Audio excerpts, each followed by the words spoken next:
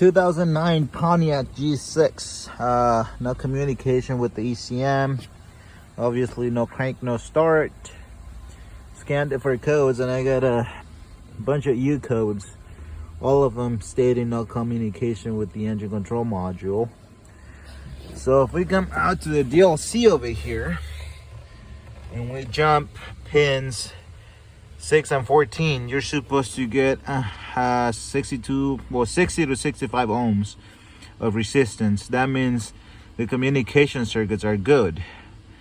So if those are good, you come out to the ECM over here, and on this connector on pin 20 you check for battery voltage, which should be 12 volts, and then your ground is on this side, and if you get both then the ECM is bad.